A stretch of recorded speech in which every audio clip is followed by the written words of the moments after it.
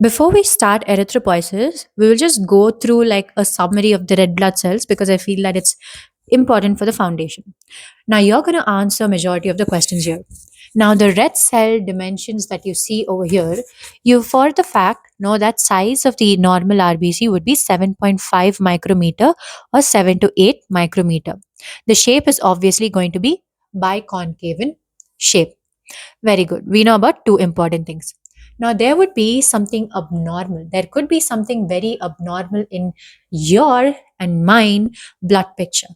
We would never know if yours and mine have abnormally shaped RBCs. One abnormal shaped RBC would be spherical, as you would see in spherocytosis. Another abnormally shaped one be an elliptocyte. Another one would be a microcytic one. Now, where do you find this microcytic one? Think about it. Now, this thing looks very weird. I know that. But for now, you're supposed to understand that it is a sickle shaped RBC because I told so. And you're not going to go and publish this around. And this is mainly going to be found in sickle cell anemia, red cell count. Now, in the adult males, because they have androgens in more amount. Androgens is the one that facilitates erythropoiesis. That therefore, adult males will naturally have high amount of RBC count. They're going to have 4.5 to 6 million per cubic milliliter of blood. Adult females, unfortunately, this is a crying symbol or a crying emoji over here. I hope it looks like that in adult females, because we have estrogen and estrogen inhibits erythropoiesis, we will have slightly less count, that is 4 to 5.5 million per cubic milliliter. Why did I not write the million per cubic millimeter for the rest three? Because I'm very lazy, but don't do that in the exam. Now, the newborns are going to have 6 to 8.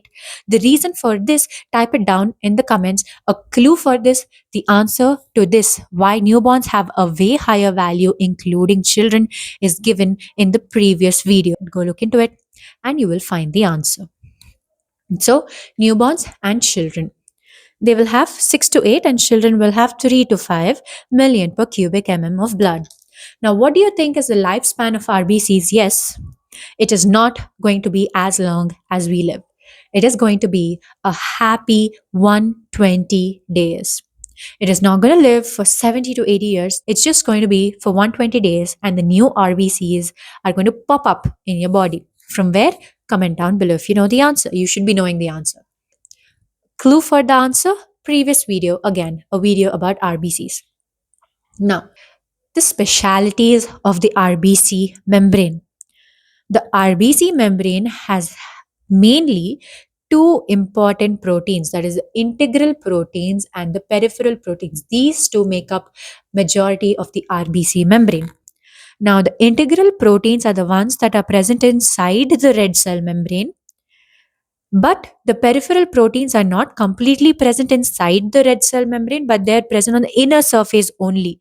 They are limited to the inner surface, but then the integral, I'm going to seep in, I'm going to completely occupy, it's going to be inside the red cell membrane. So the integral proteins present inside the red cell membrane, RCM stands for red cell membrane. Inside them, the integral proteins are divided into two, glycophorins and the band 3 protein. All right. Now, the glycophorins are further divided into A, B, C, D, and E. Very good. We happily learned the first 5 letters of the alphabets. Now, what is the function of this glycophorin? Especially the glycophorin C.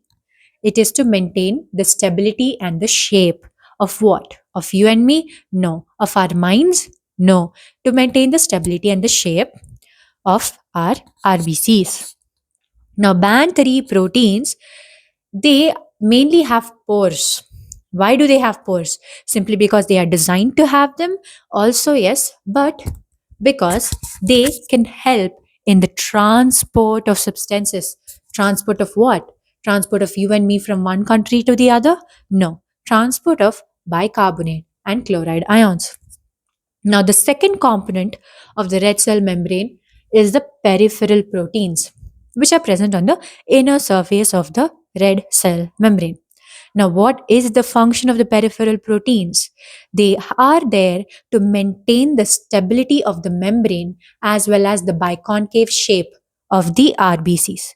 They are very important for that, because if the RBC membrane biconcavity is not mentioned, you will have certain disorders like elliptocytosis and sickle cell anemia type of sickle cell shaped RBC, which is very bad, and you and I are not going to be in a good position.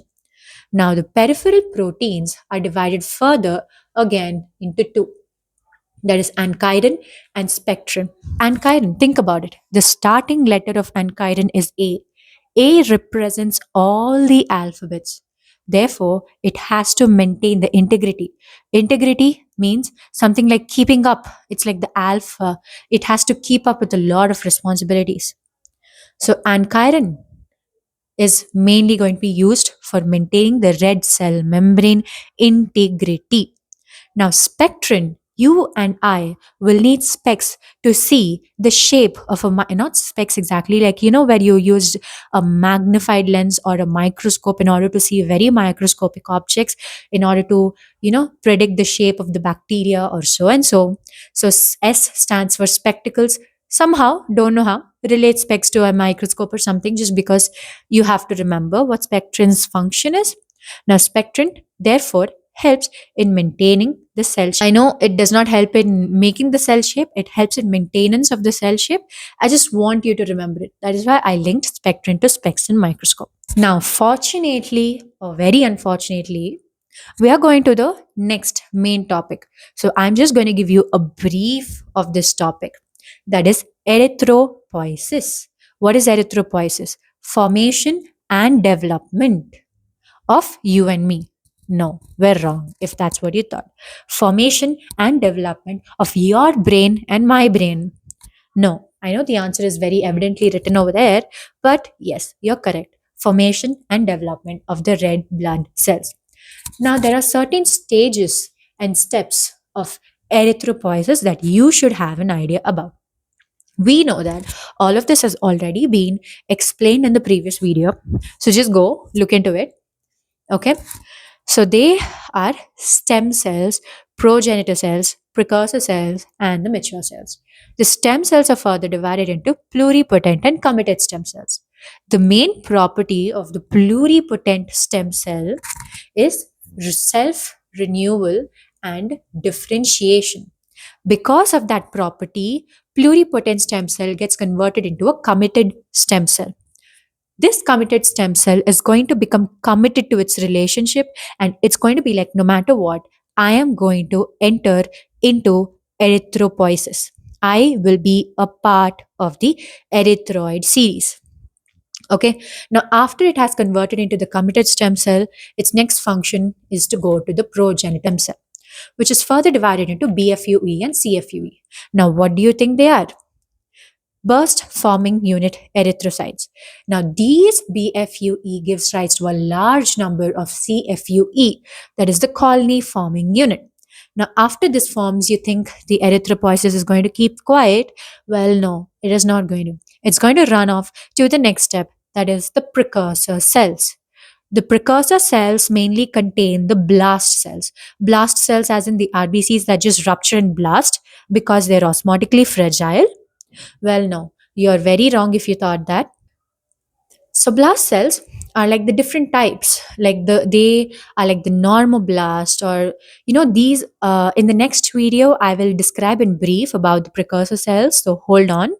And precursor cells are the first ones to be morphologically identifiable. These two you cannot identify pretty much. Now, mature cell precursor cells are finally done with the second year, and they are going to proceed to the third year, that is the reticulocytes. Reticulocytes are nothing but the juvenile red cells, that is before they finally become fourth year MBBS students. They're going to be mature cells, but they're quite kind of juvenile. They're not completely mature. So they are reticulocytes. Now, why are they named as reticulocytes? Comment down below, and I'm waiting for your answer. Okay, now reticulocytes. Also, After reticulocytes, then what is the fourth year of MBBS? It is nothing but the RBC, like the final stage of the erythropoiesis. Now, I will explain in brief about the precursor cells in the next video, so do not panic. The duration of erythropoiesis, how long do you think that this process of erythropoiesis takes place? It takes place for a happy 7 to 9 days, where the first 7 days they're going to be chit chatting with the other RBCs and the WBCs that are present in your bloodstream. Well, no, if you ever think this is what it's doing, well, you're very wrong. Because in the first 7 days, they're going to work a lot where the gets converted into reticulocytes. What is pro? Pros are the great people who are existing out there. No, pro are the progenitor cells where they get converted into the reticulocytes. Now, after they get converted into the reticulocytes, what do you think they're going to do? Hatch eggs? No. The remaining 2 days, which exist, the reticulocytes are going to work their glutes off and they are going to get converted into the final one that is known as the RBC.